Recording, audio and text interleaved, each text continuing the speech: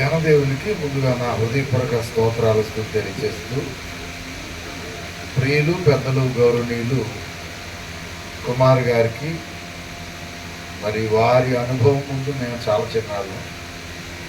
అయితే పెద్దలు నన్ను ఆశీర్వదించి ఇక్కడికి నన్ను పిలిచినందుకు వారికి, వారి కుమారులు వికాష్ గారికి కూడా ఇక్కడ ఉన్న స్థానిక సంఘానికి నా ప్రత్యేక అభినందనలు, వమనాలు మండపేట ఏరియా క్రీస్తు సంఘాల తరఫున తెలియజేస్తున్నా. అదేవిధంగా మరి నాకు అత్యంత ప్రియులు, ఆప్తులు మా ప్రియ సోదరులు రమేష్ గారిని బట్టి, అదేవిధంగా ఇక్కడ ఉన్నటువంటి మరి చాలామంది సువార్థికులు ఉన్నారు. వారు నన్ను చూసిన వారు ఉండొచ్చు, చాలా చోట్ల నన్ను చూసి ఉండొచ్చు. వారికి కూడా వారు చాలా అనుభవనీయులుగా ఈ ప్రాంతాల్లో సేవ చేస్తున్నారు. వారికి నా ప్రత్యేక వందనాలు. అలాగే వికాస్ గారి తల్లి గారికి నా ప్రత్యేక వందనాలు. అలాగే వారి సత్యమని మరి తల్లి గారికి నా ప్రత్యేక వందనాలు. కూడొచ్చిన మీ అందరికీ కూడా ప్రత్యేక వందనాలు. దేవుని యొక్క జ్ఞానాన్ని మనం వినడానికి ప్రయత్నం చేద్దాం. 3 దినాలు మనం ఒక అంశాన్ని మనం నేర్చుకోబోతున్నాం. దేవుని సంఘం, దేవుని మహిమ అనే అంశాన్ని మనం ఈ 3 దినాలు కూడా నేర్చుకోబోతున్నాం. దేవుని సంఘం, దేవుని మహిమ. దేవుడు ఈ ప్రపంచాన్ని నిర్మించాడని బహుశా అందరూ కూడా నమ్ముతున్నారు, నాస్తికులు తప్ప.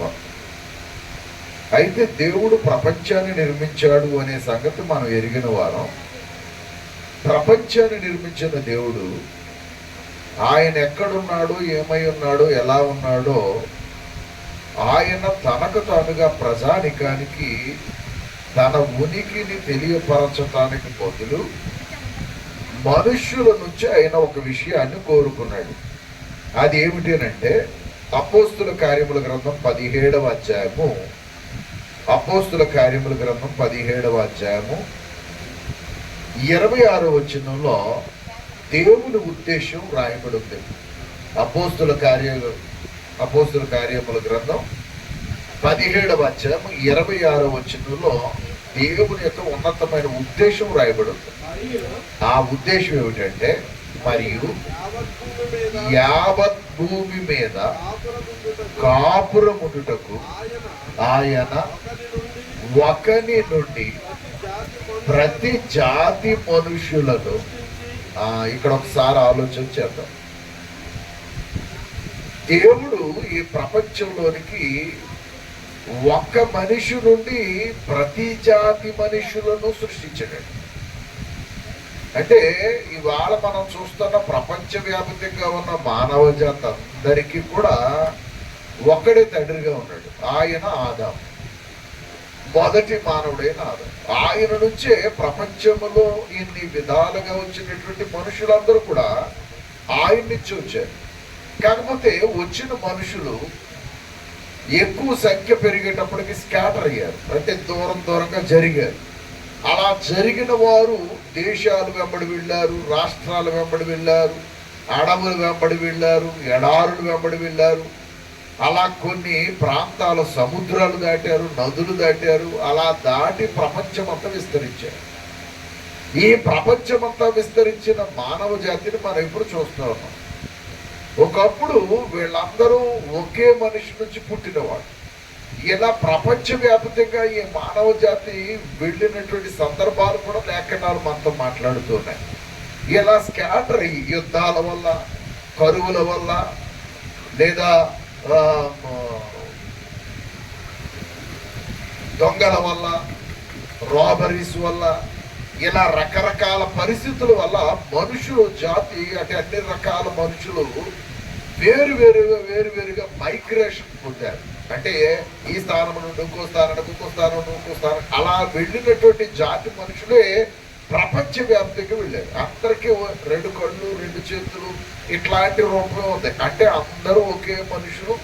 మనిషి అనేవాడు ఒకటే. ఆ మనిషి అనేవాడు ఒక వ్యక్తి నుంచి పుట్టారు. వాళ్ళందరూ ఈ విధంగా ప్రపంచాన్ని ఆక్యుపై చేశారు. ఎందుకంటే మొదటి నరుడైన ఆదాముతో దేవుడు అదే చెప్పాడు, మీరు ప్రపంచాన్ని నిండించండి, ఆశీర్వదించండి. అందుకని మానవ జాతి ప్రపంచమంతా విస్తరించింది. విస్తరించిన తర్వాత దేవుడు వారిని చేకూరుకున్నాడు అని మనం ఆలోచన చేస్తే ఇప్పుడు 26వ వచనంలో ఆయన చెబుతున్నాడు, మరియు యావత్ భూమి మీద కాపురం ఉండుటకు ఆయన యొక్క నుండి ప్రతి జాతి మనుషులను సృష్టించి వారు ఒకవేళ దేవుని తనములాడి కనుగొందురేమో అని తన్ను వెదకు నిమిత్తము అనే మాట ఉంది.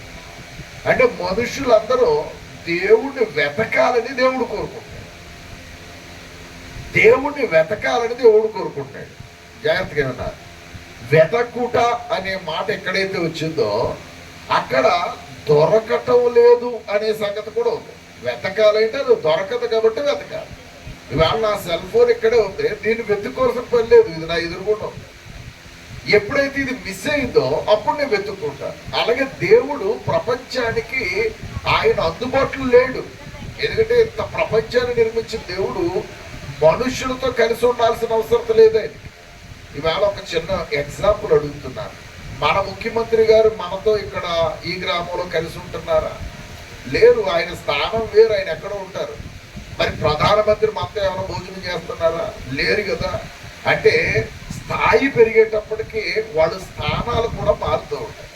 అలాగే దేవుని స్థాయి ప్రపంచ మానవాళికి అందే స్థాయి కాదు. అందుకని అందని స్థాయి కాబట్టి ఆయన ఎక్కడో ఉన్నాడు. ఆ ఉన్నవాడిని దేవుడు ఏం చేయాలని కోరుకున్నాడంటే నరులందరూ వెతకాలని కోరుకున్నాడు. నరులందరూ వెతకాలని ఆయన కోరుకుని అక్కడ ఒక మాట చెప్పాడు, ఒకవేళ దేవుని తనవులాడి కనుగొందురేమో అని తన్ను వెదకు నిమిత్తము. అంటే ఆయనకి ఇష్టం అన్నమాట. ఏమిష్టం? మనుషుల నుంచి ఆయన్ని వెతకటం ఇష్టం. ఆయన్ని మనుషులు వెతకాలని కోరుకుంటున్నాడు దేవుడు. తన్ను వెతకు నిమిత్తము అనే పాయింట్ మనం చూస్తున్నాం. తన్ను వెతకు నిమిత్తము కింద చదువుదాం. నిర్ణయ కాలములను, నివాస స్థలము యొక్క పొలిమేరలను దేవుడు ఏర్పాటు చేశాడు. అంటే నిర్ణయ కాలములను, ఈ టైం వచ్చిందా అక్కడి నుంచి వచ్చిందట. దేవుడు ఎందుకు పెట్టాడు ఈ టైం అంటే, కాలాన్ని ఎందుకు పెట్టాడు అంటే మనుషుడు తన ఆయుష్ కాలంలో దేవుడిని వెతకాలి. నా పాయింట్ అర్థమైంది అనుకుంటా. అంటే ఈ ఆయుష్ కాలం దాటేసిన తర్వాత ఏం చేయలేడు? వెతకలేడు. నిర్ణయ కాలం అంటే అందుకని పెట్టాడు దేవుడు. నివాస స్థలం యొక్క పొలిమేర అనే మాట వాడాడు. దేవుణ్ణి వెతకటానికి ఒక చిన్న విషయం అనుకుందాం. దేవుణ్ణి వెతకటానికి భూప్రపంచం అంతా తిరిగి వచ్చినా దొరుకుతాడా? అంటున్నారు. దేవుణ్ణి వెతకటానికి భూప్రపంచం అంతా తిరిగి వచ్చినా దొరుకుతాడా? దొరకడు. ఎందుకంటే నివాస స్థలం పొలిమేరతో ఉంది. నువ్వు ఎంత తిరిగినా, ప్రపంచం అంతా తిరిగినా ఆయన దొరకడు. ఆయన దొరకడు అనే సంగతి ఎరిగిన నీవు ఏ విధంగా దేవుడు దొరుకుతాడో పరిశీలన చెయ్యాలి. అలా చేయటంలో దేవుడు మిక్కిలి సంతోషపడుతున్నాడట. ఆ పరిశీలన ఉన్నప్పుడు దేవుడు వెతికే వారికి దొరుకుతాడు. మత్తయి సువార్తలకు వచ్చినడికి 7 అధ్యాయాలకు వచ్చినడికి యేసు ప్రభు అన్నారు, అడుగుడి మీకు ఇయ్యబడు, వెదకుడి దొరుకును, తట్టుడి. అంటే ఇప్పుడు వెతికే వాడికి ఏమవుతాడని అర్థం వచ్చింది. అంటే గ్యారెంటీగా దేవుడు ఏమవుతాడు? దొరుకుతాడు అన్నమాట. అంటే దొరికే స్థాయిలోనే ఉన్నాడు. కానీ నువ్వు నేనేం చేయాలి? వెతకాలి. అసలు మానవ జాతిలో వెతికే ఆలోచన కలిగిన మనుషులు ఎంతమంది? దేవుణ్ణి వెతికే ఆలోచన కలిగిన మనుషులు ఎంతమంది?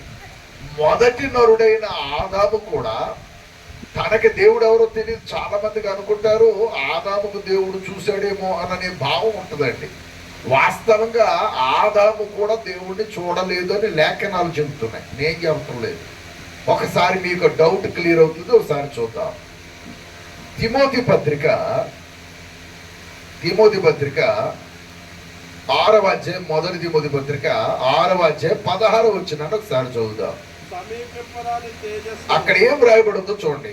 మొదటి తిమోతి పత్రిక 6వ అధ్యాయము 16 వచ్చింది. ఎందుకు దేవుడు మనుషులకి దగ్గరగా లేడు కూడా ఇక్కడ ఆన్సర్ ఉంది. దేవుడు ఎందుకు మనుషులకి దగ్గరగా లేడు? ఇంతమందిని పుట్టించిన వాడు దగ్గరగా ఉండాలి కదా. మరి ఎందుకు దగ్గరగా లేడు? ఆయన్ని వెతకమని ఎందుకు చెప్పాడు? దానికి ఇక్కడ ఈ వచనంలో ఆన్సర్ ఉంది. ఏంటిది సమాధానం అంటే చూడండి ఒకసారి. సమీపింపరాని తేజస్సులో ఎవరాయన? దేవుడు. అంటే దేవుడు ఎక్కడున్నాడు అంటే సమీపింపరాని తేజస్సు. ఒక్క సెకండ్ ఆలోచన చేద్దాం. చిన్నగా ఒక ఎగ్జాంపుల్ ఇస్తున్నాను. మన ఈ భూ సంబంధమైన ఏ వస్తువు అయినా సూర్యుడు ముందు పట్టుకెళ్తే ఏమైనా ఉంటుందా? నా పాయింట్ అర్థమైంది మీకు? సూర్యుడు ముందుకి మన ఏ వస్తువును పట్టుకెళ్ళినా మనం వెళ్ళినా ఆగుతామా? అసలు ఉంటామంటారా? అస్సలు. ఎందుకంటే అక్కడ ఉష్ణోగ్రత ఎంత ఉందనుకుంటున్నారు? లక్షల డిగ్రీల్లో ఉంది. ఏది ఉష్ణోగ్రత? సామాన్యమైన ఉష్ణోగ్రత కాదు. 100 డిగ్రీలు ఉష్ణోగ్రత దాటితే ప్రతి వస్తువు కూడా మెల్ట్ అయిపోతూ ఉంటుంది. ఇక అందుకనే 200 డిగ్రీలు ఇనుముని 1500 డిగ్రీలు ఇలా తీసుకెళ్ళేటప్పటికి మెల్ట్ అయిపోయి లావాలా తయారైపోతుంది.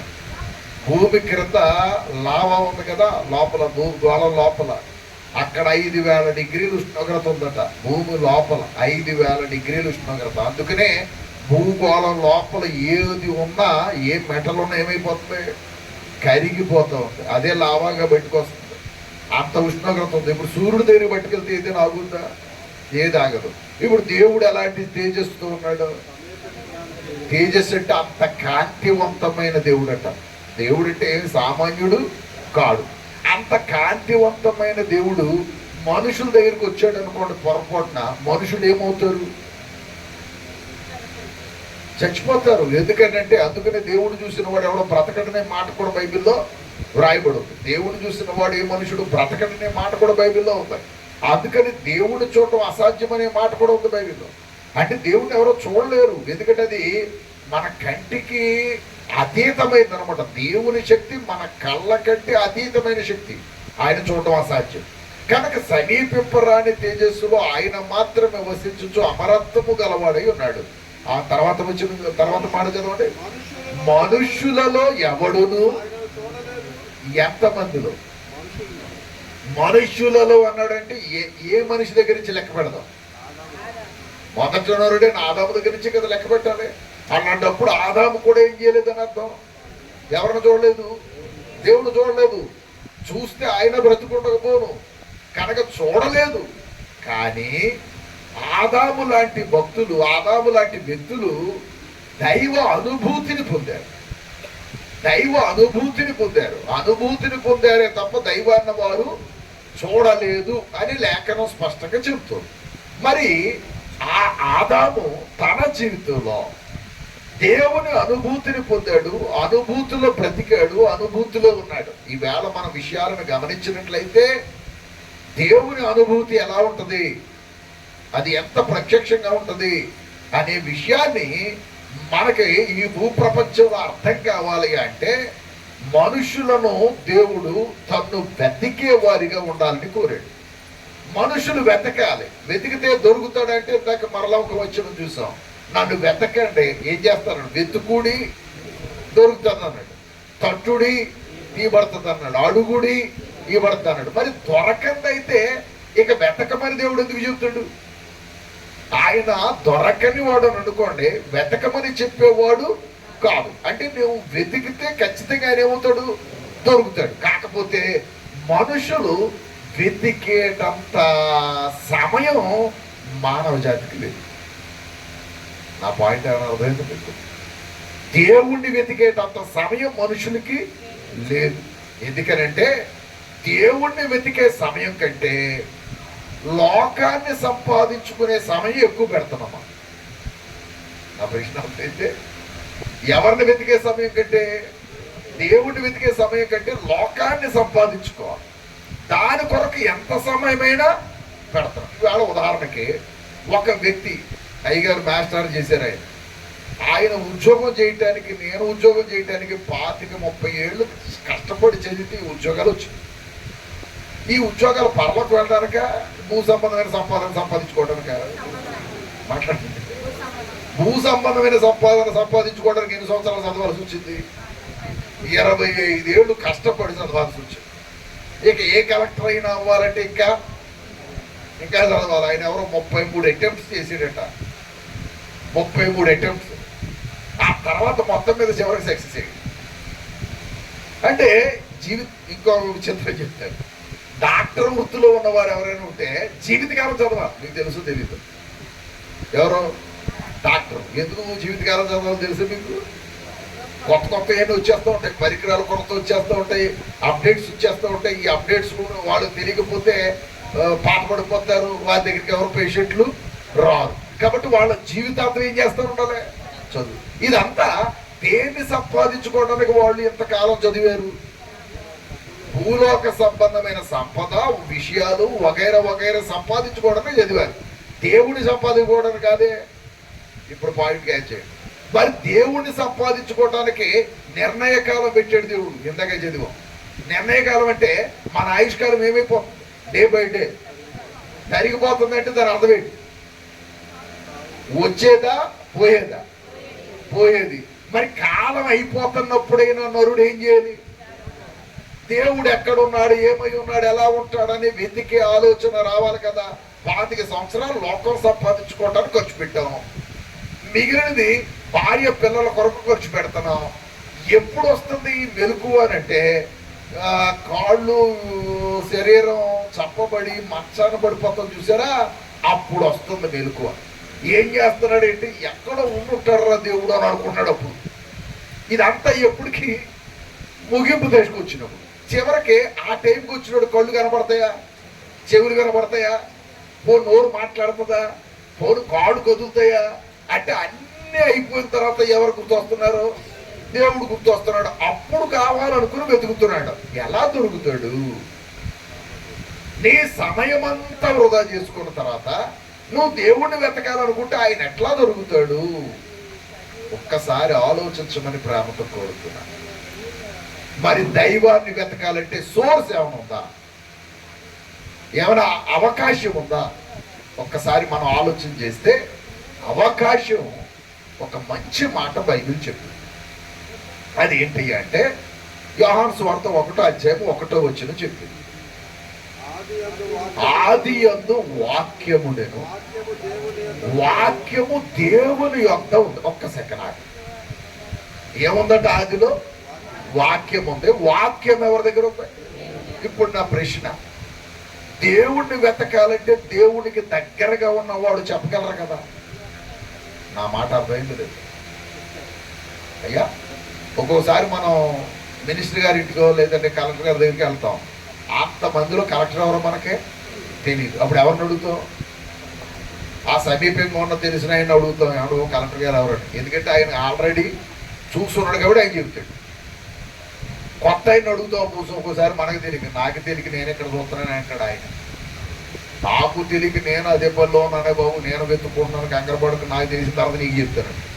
ఇప్పుడు నేనంటున్నా వాక్యం ఎవరితో ఉంది అంటే దేవునితో ఉన్న వాక్యానికి దేవుడు ఎవరో తెలుసా తెలీదా? మాట్లాడాలి.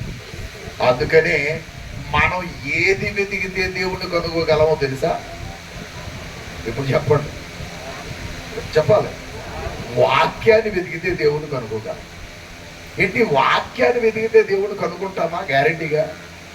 అందుకనే మొదటి కీర్తనలో కీర్తనకారుడు ఏమి రాశాడు? 2వ వచనంలో దివారాత్రములు దీనిని ధ్యానించువాడు ధన్యుడు. ఎంతకాలం అంటే ఒక మాట చెప్దాం. దివారాత్రము అని అన్నాడే, ఏమైనా టైం పెట్టాడంటే అక్కడ? అంటే దేవుణ్ణి వెతకడానికి ఎంత టైం ఇవ్వాలి? మాట్లాడాలి. అంటే ఒక్క మాటలో చెప్పాలని ఈ ఆయుష్కాలం మొత్తం ఖర్చు పెట్టాలంట ఎవరిని వెతకడానికి. ఇప్పుడు మన ఆయుష్కాలంలో 25 ఏళ్ళు దేని ఖర్చు పెట్టేసాం?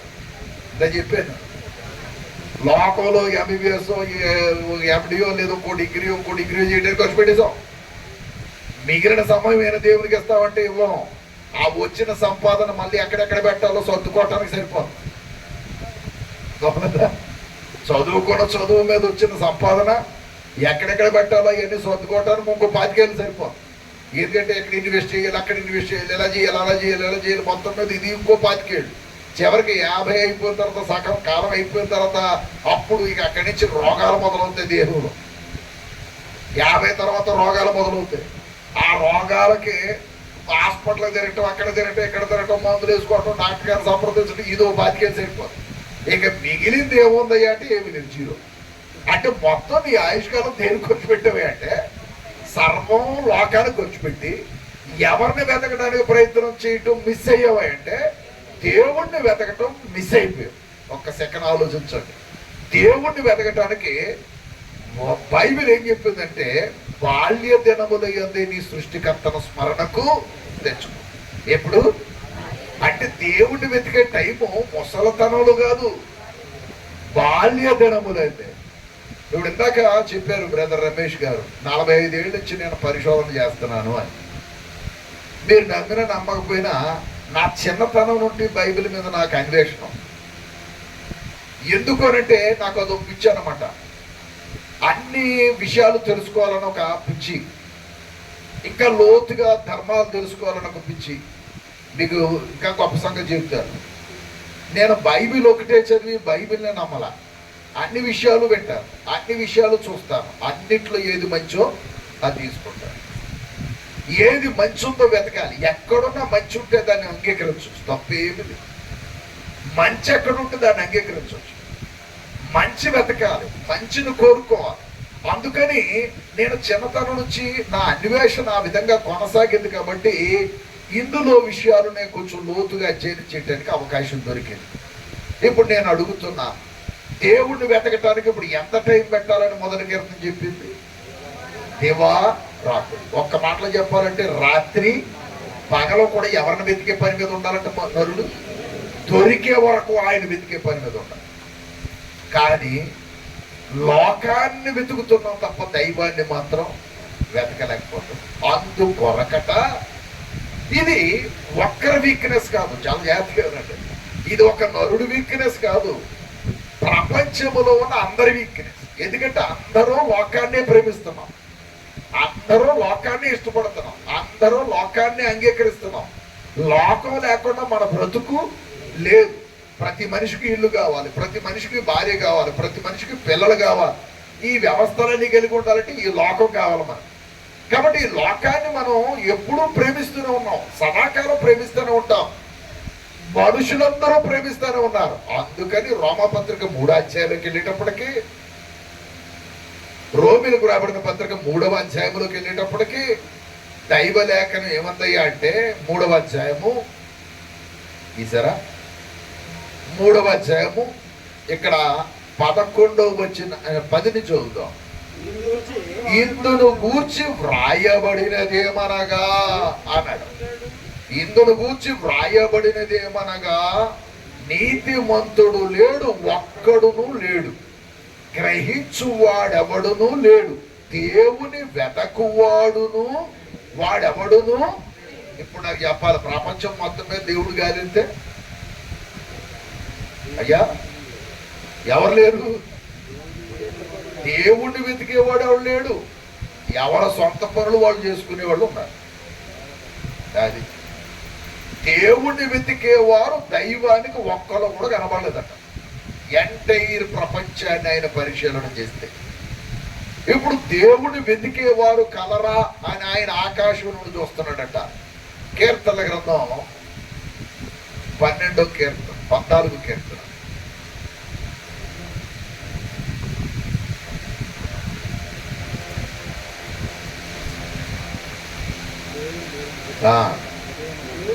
దేవుడు లేడని బుద్ధిహీనులు తమ హృదయములో అనుకుందురు అన్నట్టు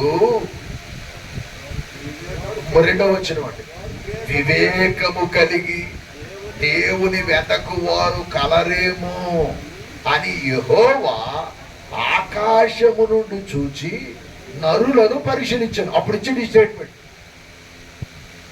ఎవరిని పరిశీలించి? నరులను. ఎంతకాలం నుంచి పరిశీలిస్తున్నాడు? ఆది నుండి పరిశీలిస్తున్నాడు. ఎవరిని వెతికేవారు కావాలని? దేవుణ్ణి వెతికేవారు కావాలని. అలా వెతికేవారు కావాలని పరిశీలిస్తుంటే ఎవరు కనబడ్డారు? ఎవరైనా కనబడ్డారా? రోమపత్రికలో లేడుడికి ఏమన్నాడు? ఒక్కడో లేడన్నాడు. అందరూ త్రోవ తప్పి ఏకముగా పనికి మాలిన వారయ్యారన్నాడు. దేవుడు అంటే పనికి మాలిన వారంటే మన దృష్టిలో కాదండి, దేవునికి పనికొచ్చే వాళ్ళం కాదు, అది అర్థం. ఎవరికి పనికొచ్చే వాళ్ళం కాదు. ఎందుకే మనుషులు ఎవరికి పనికి రావాలని సృష్టించుకున్నాడో ఆయనకి పనికి రావాలని. ఇంతకీ మనం ఏం చేస్తున్నాం? ఆయనకి పనికి రాకుండా పోయి ఎవరికి?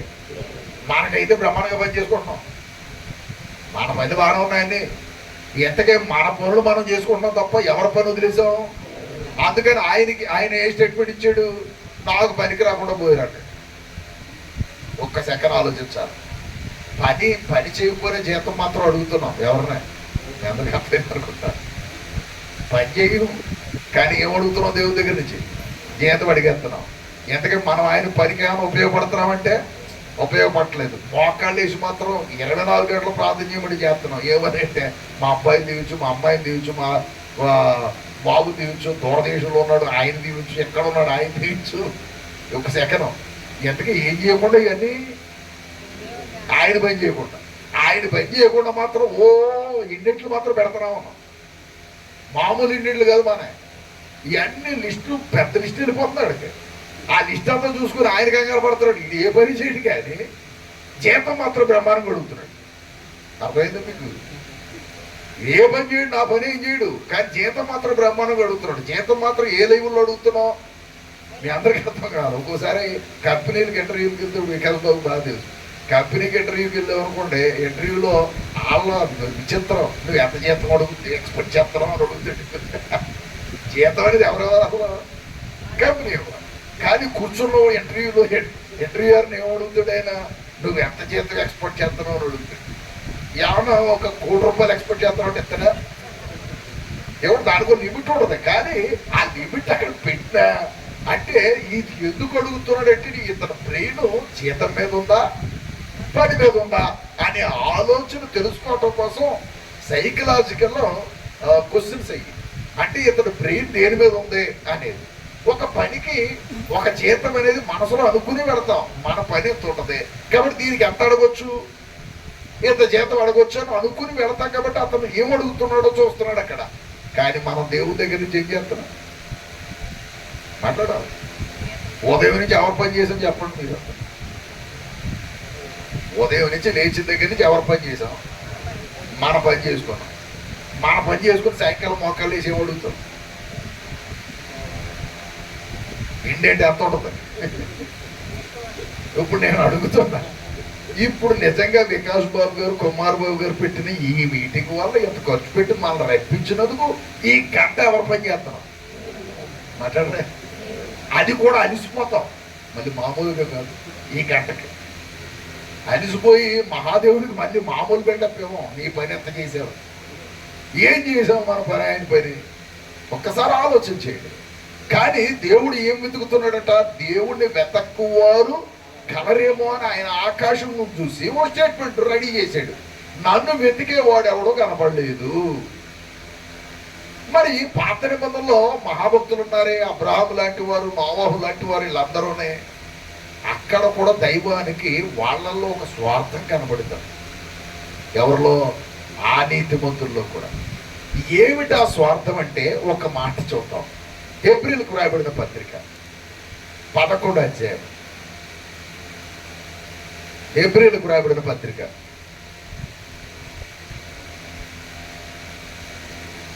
తీసారా?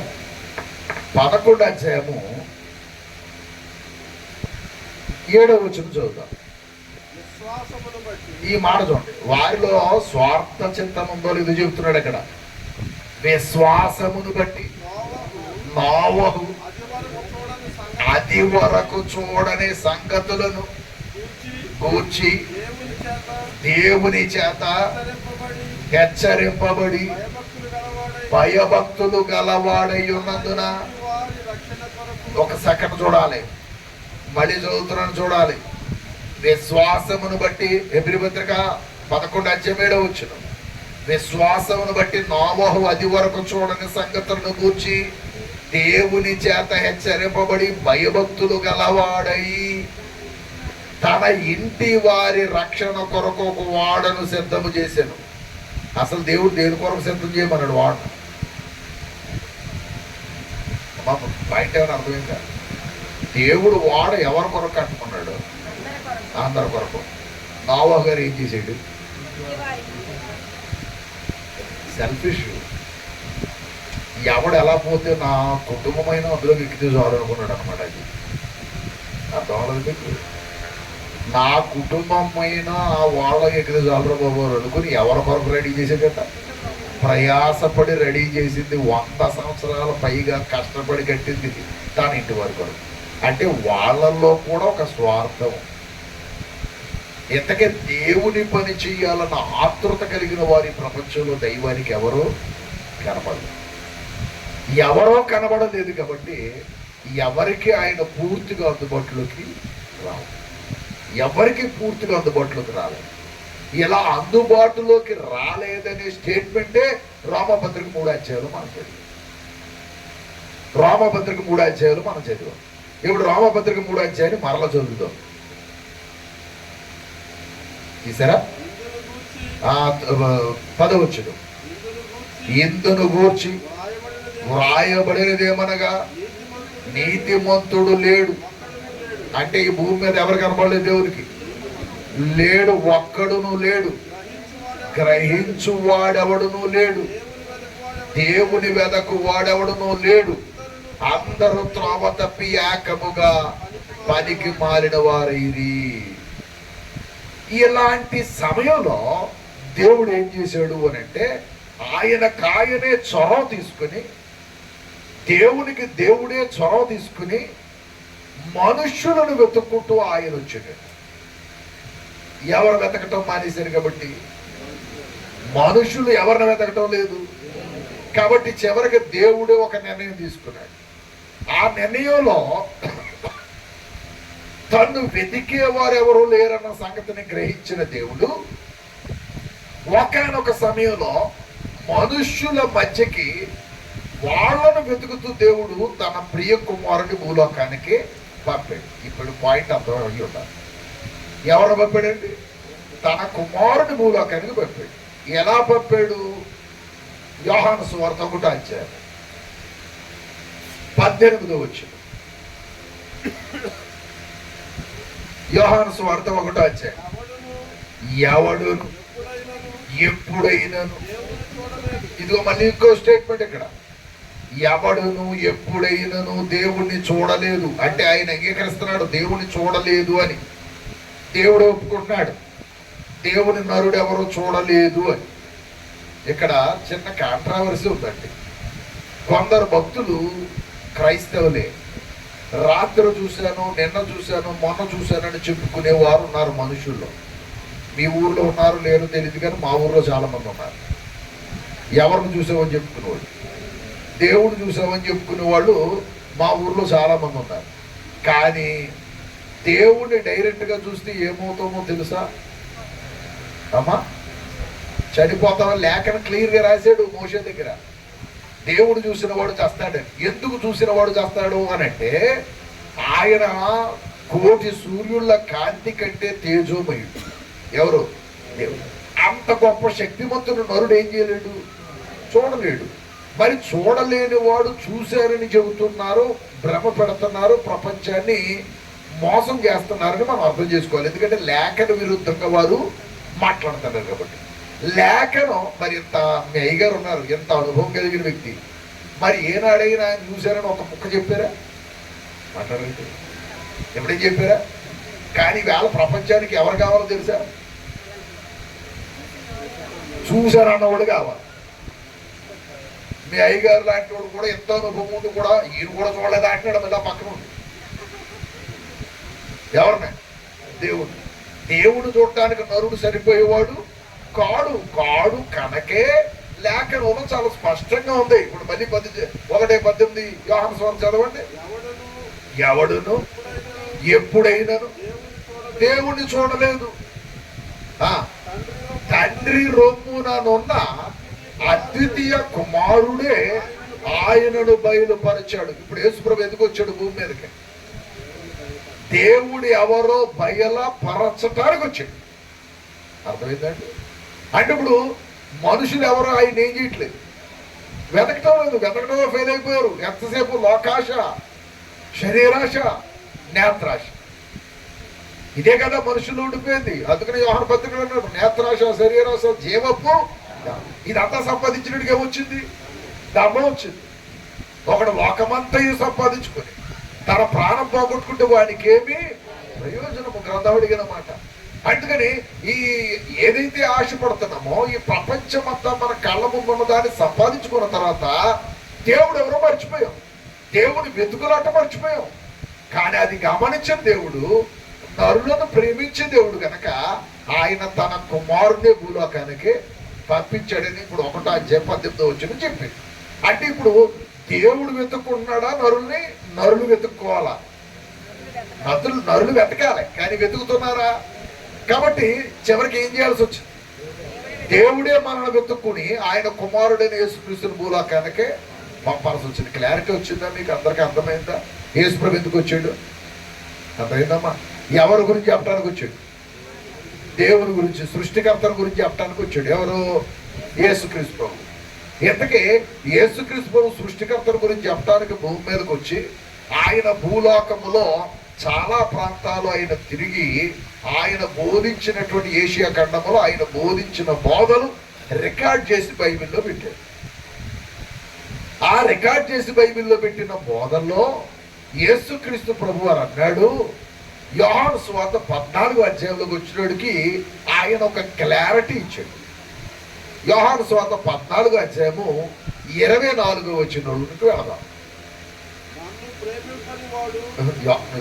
14 చెప్పానా? 4వ అధ్యాయం 24వ వచనంలోకి వెళ్దాం. యోహాను సువార్త 4:24.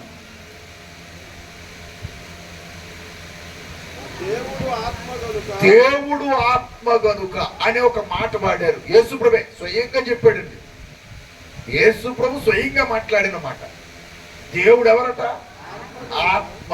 ఒక్క నిమిషం అండి, మనందరిలో ఏముంది? ఆత్మ. కానీ ఒకరాత్మ ఒకరు ఎవరైనా చూడగలిగామా? మాట్లాడాలి. ఎప్పుడైనా ఆత్మను చూసిన వారు ఎవరైనా ఉన్నారా? డాక్టర్ గారు కూడా చూడడం. ఎందుకంటే డాక్టర్ గారి చేతిలో చాలా మంది పేషెంట్లు చచ్చిపోతుంటారు. కానీ అందరూ చచ్చిపోవడం చెప్తాడే తప్ప ఆత్మ ఎటు వెళ్ళిపోతే చెప్పడం. ఎందుకంటే ఆత్మను ఇప్పుడు ఆయన చూడలేదు కాబట్టి ఇట్స్ గాన్ అంటాడు. అంతే ఇంగ్లీష్లో. ఏది వెళ్ళిపోయింది అంటాడు? ఆత్మ వెళ్ళిపోయింది, ఇట్స్ గాన్, మనం ఏం చేయలేమంటాడు. ఎటు వెళ్ళిపోయిందంటే ఏం ఆయనకి తిరిగి చాలా పరిశోధనలు జరిగినాయట. ఎటు వెళ్తుంది, ఇది ఎలా వెళ్తుంది, ఏదో రకరకాల పరిశోధన చేశారంటే ఎవరికీ కనపడలే. శాస్త్రవేత్తలు అలా కూర్చుని చూస్తూ ఉన్నారట చచ్చిపోవడం. ఒక ఈయన ఆత్మ దొరుకుతుందేమో అని. ఈయనకి నిద్ర వచ్చి పడుకున్నారు తప్ప ఆత్మ ఎటు వెళ్ళిపోతే ఎవరికి తెలియదు. కనుక చివరికి ఆత్మను చూసిన వాడు ఎవడు లేడు, చూడలేడు. ఎందుకంటే ఆత్మ మన నేత్రాలకి కనబడేది కాదు. ఇప్పుడు దేవుడు ఎవరు? యేసుప్రభు చెప్పిన సూక్తి యేసుప్రభు డైరెక్ట్గా చెప్పాడు. దేవుడు ఆత్మ.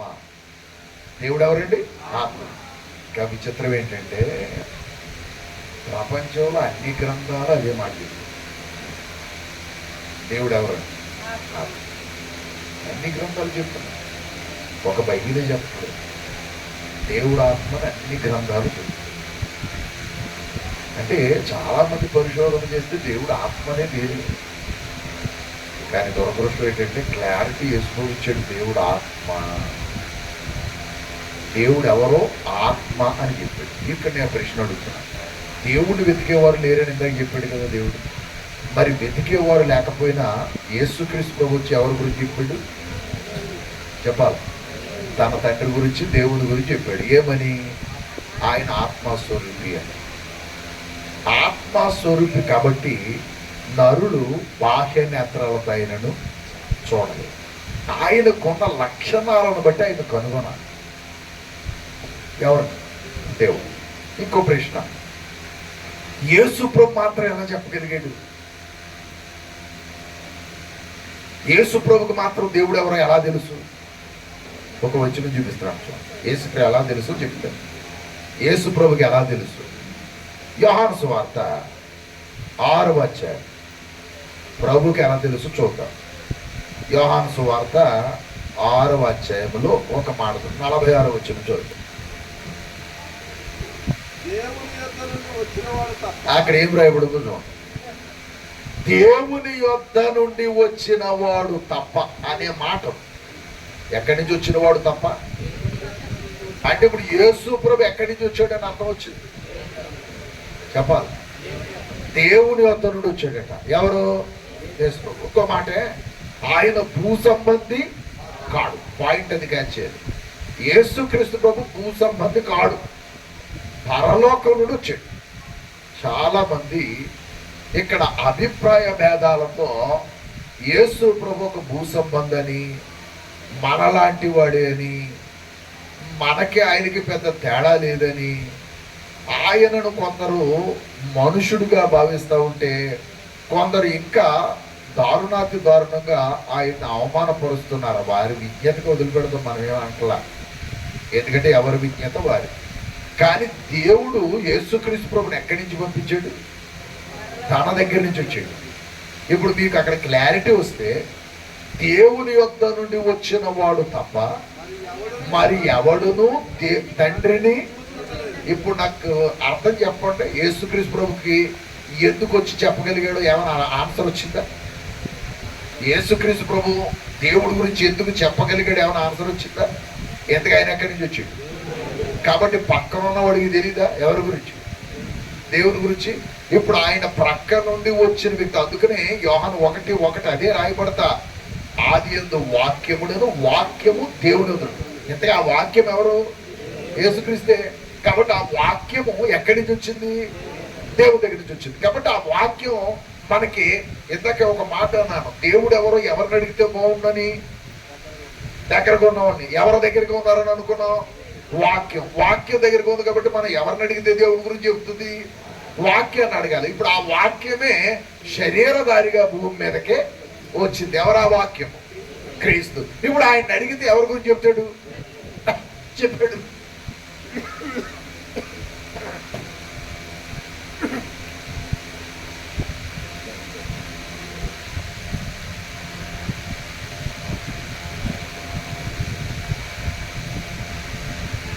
క్షమించండి, మాకు ఒక్క నిమిషం రెస్ట్ లేని జీవితాలు,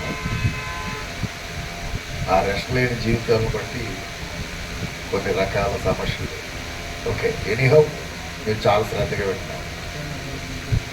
వింటున్నారు కాబట్టి నేను ముందుకు వెళ్తున్నాను. ఎప్పటివరకు చెప్పిన పాయింట్లు ఏమైనా అర్థమైనాయమ్మా? ఇప్పుడు యేసుక్రీస్తు ప్రభు ఎందుకు వచ్చాడు ఏమైనా అర్థమైంది? క్లారిటీ ఎందుకు వచ్చాడు చెప్పండి.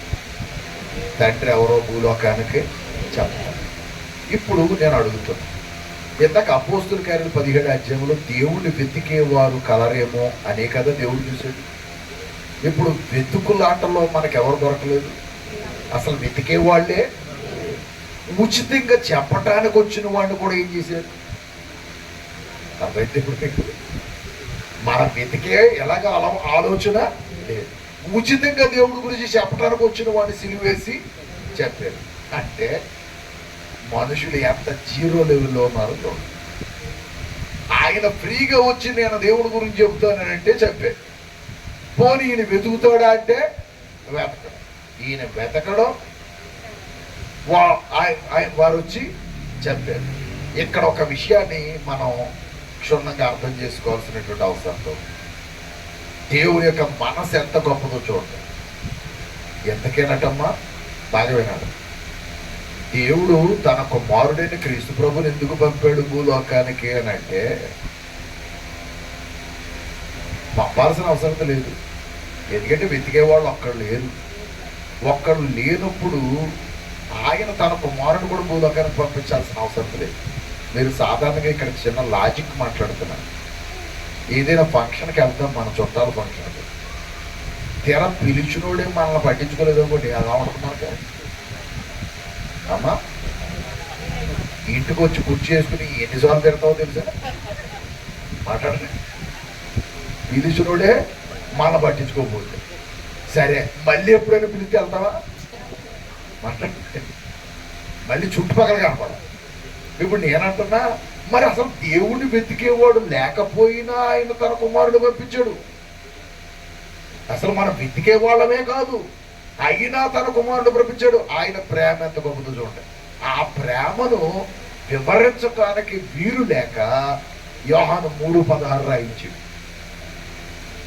అర్థమైంది ఇప్పుడు? దేవుడు లోకమును ఎంతో ప్రేమించాడు. ఎంత ఎంత అనంటే అసలు దాని కౌంట్లెస్ అన్నమాట. ఇప్పుడు నేను అన్నా, మనం వెతక్కపోయినా కూడా దేవుడు ఏం చేశాడు? మనల్ని ప్రేమించాడు. ఇంతకీ మనల్ని ప్రేమించాడు కాబట్టి మనం ఎక్కడ మిస్ అయిపోతాము అని, తన పిల్ల కాకుండా పోతామేమో అని ఎవరు పంపించాడు? భూలోకాన్ని తన కుమారుని పంపించాడు. ఎందుకు తన కుమారుని పంపించడానికి రీజన్ ఏంటి అంటే, ఆయన మనల్ని ప్రేమించటమే రీజన్. ఇంకొక మాట, వెతికే వారిని ప్రేమించటంలో అర్థం ఉంది. వెతకని వారిని కూడా ప్రేమించాడు. ప్రేమించి తన సొంత కుమారుని భూలోకానికి పంపాడు. ఆయన ప్రేమ ఎంత గొప్పగా ఉందో చూడండి. అంత గొప్ప ప్రేమ చూపించిన ఆ కుమారుని, చెప్పమని పంపించిన ఆ కుమారుని లోకం ఏం చేసింది? సిలువేసింది. నువ్వు మాకు వద్దని. ఎవరు వద్దని? క్రీస్తు ప్రభు మాకు వద్దని. ఇంతకీ ఏది వద్దనుకున్నారో తెలుసా? మీకు అర్థమైతే ఎవరు వద్దనుకున్నారో తెలుసా? క్రీస్తు వద్దంటే దేవుడు వద్దనుకున్నారు. ఎందుకంటే ఆయన ఎవరి గురించి అడ్రస్ చెప్పడానికి వచ్చాడు? నువ్వు ఎవరి గురించి గొంతుకులో ఆడుతున్నావో ఆయన గురించి చెప్పడానికి వచ్చాడు. కానీ ఆయన గురించి చెప్పడానికి వస్తే మానవ జాతి వద్దని చెప్పి. ఇంకో చిన్న విషయం ఇక్కడ అర్థం అవడం కోసం చిన్న ఎగ్జాంపుల్ చెప్తున్నా. మనం అప్పుడప్పుడు ఇంటర్వ్యూలకు వెళ్తూ ఉంటాం. ఆఫీస్ ఎక్కడుందో ఎవరికే తెలియదు. ఆ ఆఫీస్ ఎక్కడుందో ఎవరికి తెలియదు. ఇంటర్వ్యూ టైం అయిపోతుంది. అవునా? ఆ బయట నిలబడి ఒక ఆయన ఇంటర్వ్యూకి వచ్చిన వారి గురించి దిస్ ఈజ్ ద అడ్రస్ అని, దిస్ ఈజ్ ద అడ్రస్ అని అక్కడే నిలబడి చెబుతున్నాడు. పలానా దిస్ ఈజ్ ద కంపెనీ, ఇంటర్వ్యూకి వచ్చిన వాళ్ళు అందరూ ఇలా రావచ్చు, ఇలా రావచ్చు అని. ఇంటర్వ్యూ టైం అయిపోతుంది. కానీ ఆ వెళ్ళిన వాడు అతని మాట వినలేదు, పట్టించుకోలేదు. ఇంకా ప్రక్క వీధిలోకి వెళ్ళి ఆ అడ్రస్ గురించి వెతుకుతున్నాడు. అతనికి ఎప్పటికైనా ఉద్యోగం వస్తుందా? ఎందుకు రాదో? చెప్పిన వాడిని ఏం చేశాడు? వదిలేసాడు. ఎక్కడికి వెళ్ళి వెతుకుతున్నాడు?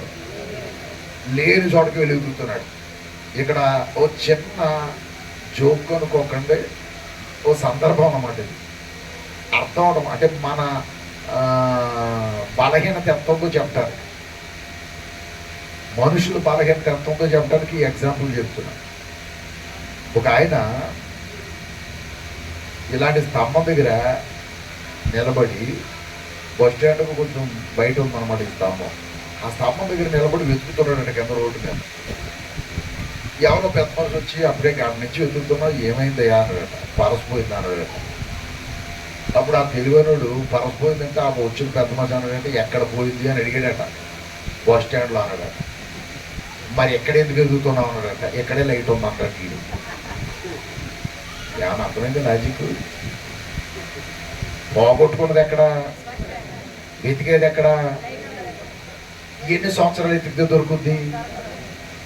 మీకు ఒక్క ఈ చిన్న పాయింట్ అర్థమైతే ఈ ప్రపంచానికి అప్పటికే దేవుడు ఈ చిన్న పాయింట్ అర్థమైతే ఎందుకు దొరకడం అంటే వీళ్ళు ఎక్కడెక్కడో వెతుకుతున్నారు. ఎక్కడ వెతకాలో, ఎక్కడ వెతకాలంటే ఆయన దొరికిన చోట వెతకాలి. అందుకని బైబిల్ గ్రంథంలో ఆయన దొరుకు కాలం అంది, ఆయనను వెతుకుడి. ఆ మాట కూడా రాయకూడదు. ఆయన దొరుకు కాలం అంది ఆయనను దేవుడు. ఆయన సమీపమును ఉండగానే ఆయన వెతకు. ఎంత గొప్ప మాటలండి.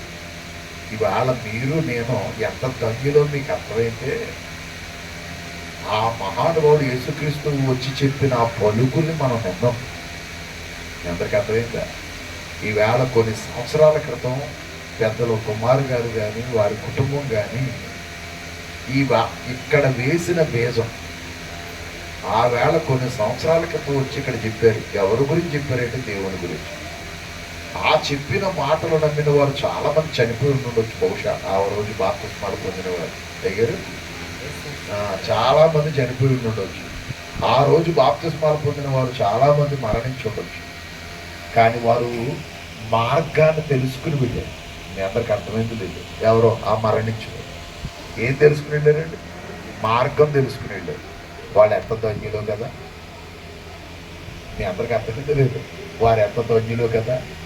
ఏం దంచిత వాళ్ళకి మార్గం దొరికేసి తెలుసుకుని వెళ్ళారు. వారు ఎంత ధన్యులు. ఈవేళ క్రీస్తు ప్రభులో ఉన్న మనం ధన్యులు అనుకుంటున్నారా? మీరు అన్యులు అనుకుంటున్నారా? ఎందుకు ధన్యులు అని చెప్పండి. దేవుడు ఎవరో మనకే తెలిసింది. లేకపోతే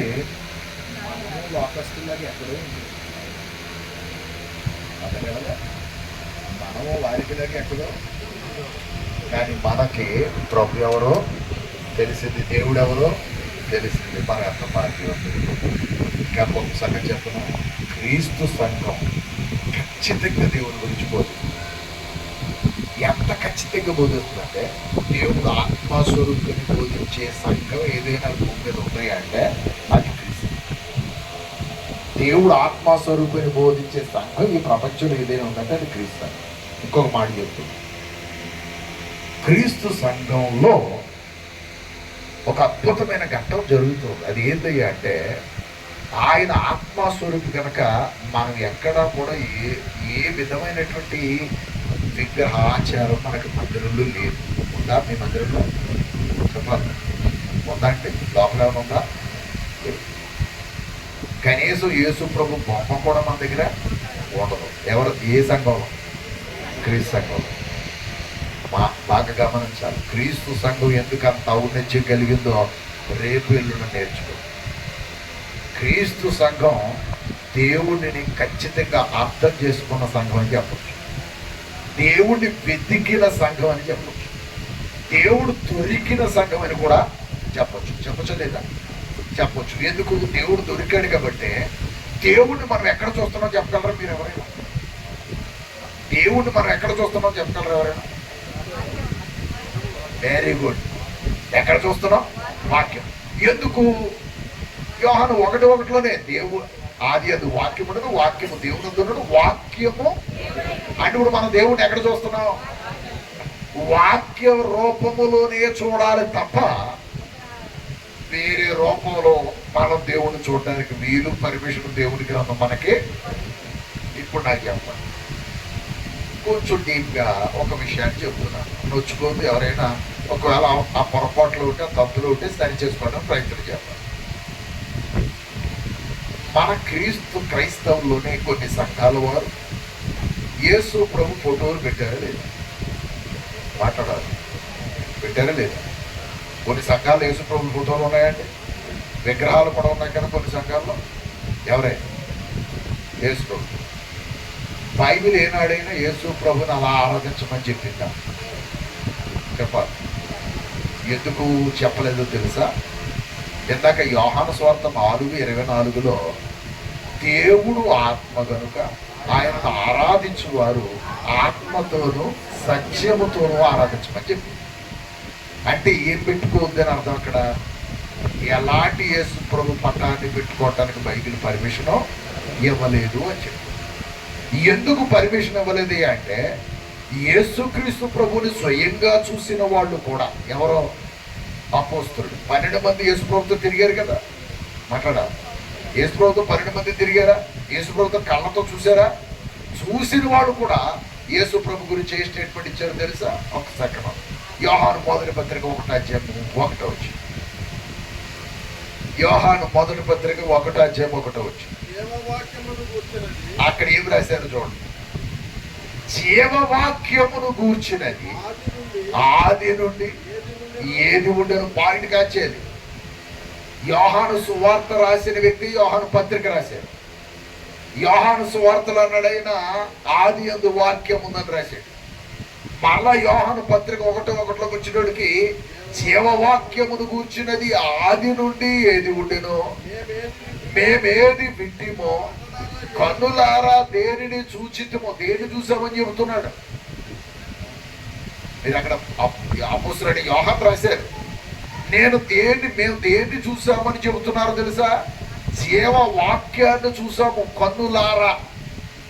అది జీవవాక్యమును మేము కన్నులారా చూచామంటున్నాడు. కన్నులారా దేనిని చూచితిమో, ఏది నిదానించి కనుగొట్టిమో, మా చేతులు దేన్ని తాకి చూచి. యేసుప్రభు ముట్టుకున్నారా లేదా? వాళ్ళు మాట్లాడుకుంటున్నారు. ముట్టుకున్నారు. రక్తస్రావం రోగం కూడా ఏం చేసింది?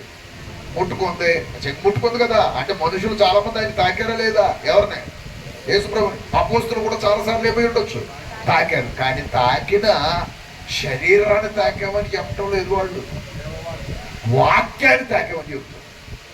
ఏమన్నారు అంటే యేసు ప్రభులో ఏం చూశారు వాళ్ళు? వాక్యాన్ని చూశారు తప్ప దేని చూడలేదు, భౌతిక శరీరాన్ని చూడలేదు. అంటే శరీరానికంటే మించిన ధర్మాన్ని వారు చూశారు. ఆ ధర్మం అంతర్లీనంగా ఉన్న ధర్మం. ఇంకొక విచిత్రం చెప్పనా, యేసు ప్రభు కూడా ఎవరో తెలుసా మీకు? 2వ కొరింథీ పత్రిక 3వ అధ్యాయం 3వ అధ్యాయం తీసారా? 17వ వచనం. యేసు ప్రభు కూడా ఎవరు? మళ్ళీ చెప్పాలి. ఇందాక యోహాను సువార్త 4:24లో దేవుడు ఆత్మ. ఇప్పుడు ఇక్కడికి వచ్చినట్టు యేసు ప్రభు అంటే యేసు ప్రభు కూడా ఎవరు? మరలా ఇంకొక ఆయన ఉన్నాడు, పరిశుద్ధాత్మ. అంటే ఒక్క మాటలో చెప్పాలంటే పరలోకంలో ఎవరుంటారమ్మా? ఆత్మలే ఉంటాయి. ఏముండవు? శరీరాలు ఉండవు. అందుకని ఎక్కడ వదిలేస్తున్నాం మనం శరీరాలని? భూమి మీద వదిలేస్తున్నాం. చాలాసార్లు మనం అనుకుంటున్నాం మళ్ళా ఈ శరీరం తిరిగి లేచి వెళ్ళిపోతాం అనుకుంటున్నారు చాలా మంది. కొంచెం భ్రమపడుతున్నారు. ఒక సెకండే ఈ సందర్భంలో దాన్ని వివరణ ఇస్తున్నాను అంతే. మళ్ళా ఈ శరీరం కనుక పరలోకి వెళ్ళిద్దని అనుకోండి, అక్కడ మళ్ళీ గొడవలు మొదలైపోతుంది. అర్థమైంది లేదా? నేను అసలు ఈ గొడవలండి కారణం ఏది? ఈ శరీరమే. మళ్ళీ పొరపాటు మీద అక్కడికి వెళ్తే ఏం చేద్దా? నేను సంఘపెత్తనే, నేను సంఘ సింహండి, నేను అది, నేను ఇది అని మొదలైపోతుంది ఇక్కడ. అందుకనే దేవుడు ఆయన తెలివైనడు కాబట్టి ఒరే దాన్ని అక్కడే వదిలేసిన దేన్ని? శరీరాన్ని. ఎంతకీ ఈ శరీరం మాత్రం ఎట్టి పరిస్థితుల్లో పరలోకం వెళ్ళిందా అక్కడ రాజకీయం స్టార్ట్ అయింది. మరల మామూలే, విధి విధానాలన్నీ మామూలే. కాబట్టి అక్కడికి శరీరం మాత్రం వెళ్ళదు. ఏది వెళుతుంది? ఆత్మ మాత్రమే వెళ్ళదు. ఎందుకంటే అది ఏ రాజ్యం? ఆత్మరాజ్యం, శరీర రాజ్యం కాదు. కాబట్టి దేవుని జ్ఞానాన్ని ఒకసారి మీరు లోతుగా ఆలోచించాలని ప్రేమతో కోరుతున్నాను. చాలా విషయాలు మీ అందరికీ అర్థమైంది అనుకుంటున్నాను. ఈ రాత్రి తెలిసినే లేదమ్మా. అంటే ఇప్పుడు యేసు ప్రభు ఎందుకు వచ్చాడు అని అంటే దేవుడిని భూప్రపంచానికి పరిచయం చేయడానికి వచ్చాడు. చేశాడా? చేశాడు. ఆయన కూడా ఎవరైనా చదువుకున్నాం, ఆయన యేసురూపి. అందుకని అపోస్తులు కూడా యేసు ప్రభు మనకు ఎలా పరిచయం చేశారు? ఆత్మగానే పరిచయం చేశారు. రెండవ భావం ఏదంటే వాక్యంగా పరిచయం చేశారు. ఇప్పుడు యేసుక్రీస్తు అంటే ఎవరు? వాక్యం. అందుకని యేసు ప్రభు పటం కానీ, యేసు ప్రభు బొమ్మ కానీ క్రీస్తు సంఘాన్ని ఎప్పుడూ మనకు చూపించడానికి ప్రయత్నం చేయాలి. మరి చాలా మంది ఇళ్లలో బొమ్మలు ఉన్నాయి, యేసు ప్రభు పటలు ఉంటుంది. ఏంటి వెంటనే దాన్ని తీసేసి బయట పడకుండా కదా నా ఉద్దేశం. అది పెట్టుకుంటే పెట్టుకున్నారు, కానీ ఆ పెట్టుకున్న పటం గోడకే ఉండాలి తప్ప ఇక్కడికి రాకూడదు.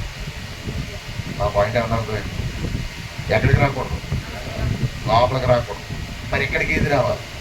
Very good. ఇక్కడికి వాక్యం రావాలి. ఆ పటం అక్కడే కదా, అక్కడే ఉండాలి. అమ్మా నాన్నని ప్రేమించే వాళ్ళు ఉన్నారండి, చాలా మంది ప్రేమిస్తారు అమ్మా నాన్న. చాలా సంతోషం. ప్రేమించిన వాడు భోజనం పెట్టాలి కదా కానీ వేళ అమ్మా నాన్నకి భోజనం పెట్టి ఉండేది ఆఖరి రోజున మాత్రం. ఏ ఆఖరి రోజున గుర్తొచ్చింది? ఆఖరి రోజున మాత్రం మా అమ్మకి పువ్వులంటే చాలా ఇష్టంరా, బతికినట్టు వేసాను. ఇప్పుడు ఆఖరి రోజు ఆవిడ ఏమో తింటదా? ఒక్క పూరైనా బతికుండక పూరెట్లది, బతి మీద మాత్రం ఏం వేసాడు? ఇప్పుడు మా అమ్మకి చాలా, మీ అమ్మకి ఇష్టం బతికుండక పెట్టాలన్నాయట. రైట్, మంచి మాట. ఒక ఆయన సమాధి పెట్టి కదా ఏంటి పూర్లు ఎవడేమో లోపల నుంచి వచ్చి తింటదా? ఒక ఇంటి ఈయన అవుతాడు అక్కడ. ఒకసారి ఆలోచించాడు. కనుక ప్రేమ అనేది, భక్తి అనేది మనం ఎక్కడ చూపించాలో అక్కడే చూపించాలి, ఎలా చూపించాలో అలాగే చూపించాలి. అంతే తప్ప వేరు వేరు మార్గాలు కాదు. ఇంతకే దేవుణ్ణి వెతికేవారు కావాలని కోరుకున్నాడు. వెతికేవారు దొరకపోతే ప్రభువే వచ్చి వెతుక్కున్నాడు. ఆ వెతుక్కుని మనలందరినీ మనలందరినీ తీసుకున్నాడు. అందుకనే ఏర్పరచిన సమాజము కారణం తీర్పులనే మాట వచ్చింది. మనని దేవుడు ఏం చేసుకున్నాడట? పిలుచుకున్నాడు, ఏర్పరుచుకున్నాడు. ఆయన వచ్చి వెతుక్కున్నాడు. ఎంత గొప్ప భాగ్యం అంటే ఒక మాటలు చెప్పాలంటే, ఆయన నిజంగా దేవుడు కుమారుడు. ఆయన రమ్మంటే గొప్ప గొప్పతనం ఉంటుంది. కానీ అలా అందరిని విడిచిపెట్టి మనల్ని వెతుక్కున్న మహానుభావుడికి మనం ఎంత రుణస్తులు ఒకసారి ఆలోచన. మనలో ఏమంత విజ్ఞత ఉందని, వివేకం ఉందని, గౌరవం ఉందని, మర్యాద ఉందని మనల్ని వెతికాడనంటే, మత్తయి సువార్తలో పదం ఉంది. ఆ పదం చూస్తే మనం ఆశ్చర్యపోతాం. ముందుకు వైపు వెళ్తున్నాం. మత్తయి సువార్తలో ఒక మంచి మాట చూద్దాం.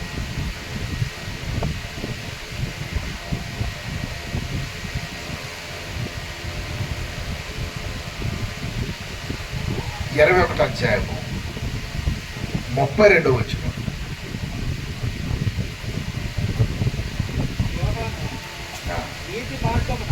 ఈ మాట చూడండి, డీప్గా అర్థం చేసుకోండి.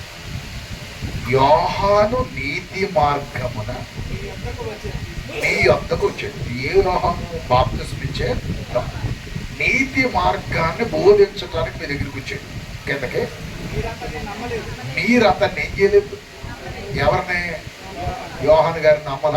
ఆనాటి సమాజం నమ్మలేదు. కిందకే అయితే సొంకరులు ఏమంటారు? ఎవరు నమ్మారండి?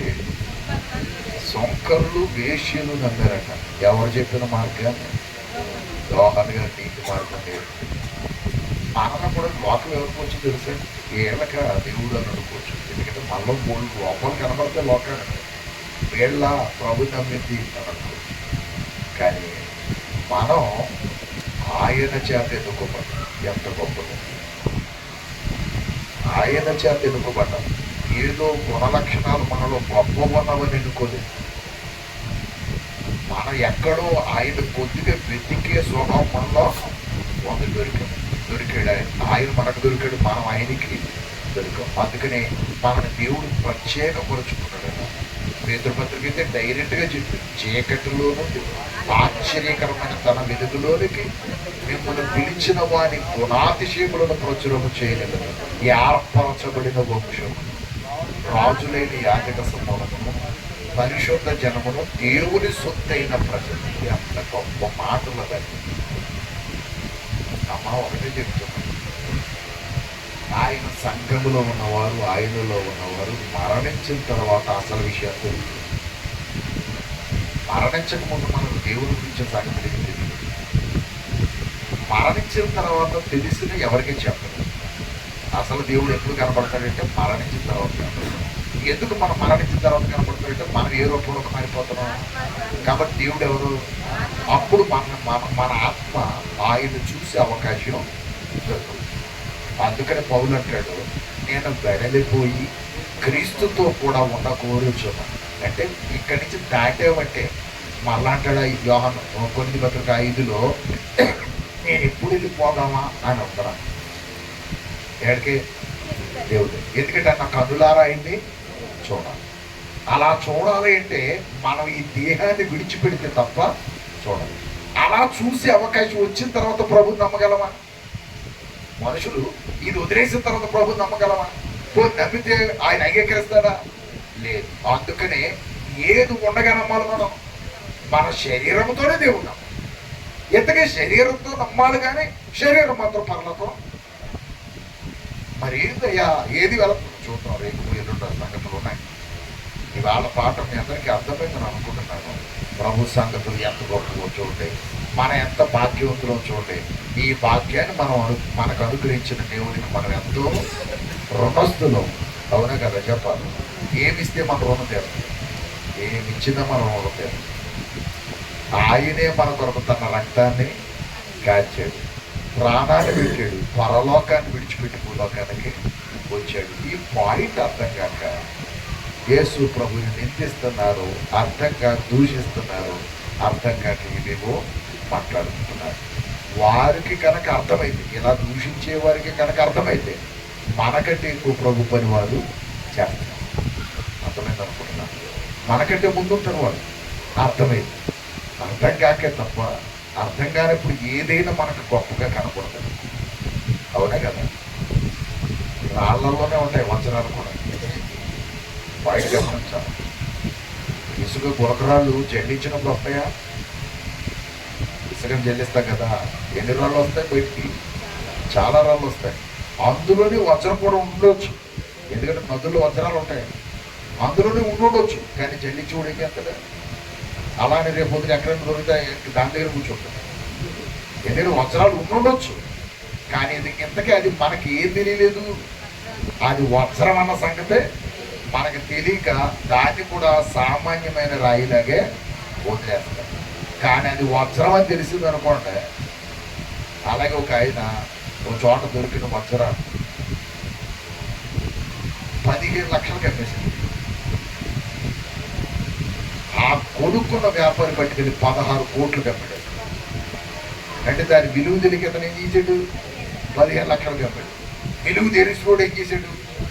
16 కోట్లకు అమ్మాడు. ఎంతకే మనకి విలువ తెలిస్తే దాని గొప్పతనం ఏంటో అర్థం. యేసు ప్రభు విలువ తెలిస్తే ఆయన ఎంతటి వాడు, ఏమై ఉన్నాడు ప్రపంచానికి అర్థం ఉంది. అలా అర్థం కావాలని మనం ప్రార్థన చేద్దాం. ఈ సమయాన్ని ఇచ్చిన ప్రియులయ్య గారి, పెద్దయ్య గారికి, కుమార్ గారికి, అలాగే వికాస్ బాబుకి, కూడొచ్చిన మీ అందరికీ నా ప్రత్యేక అభినందనలు తెలియజేస్తూ ముగిస్తున్నాను. Thank you all. God bless you all.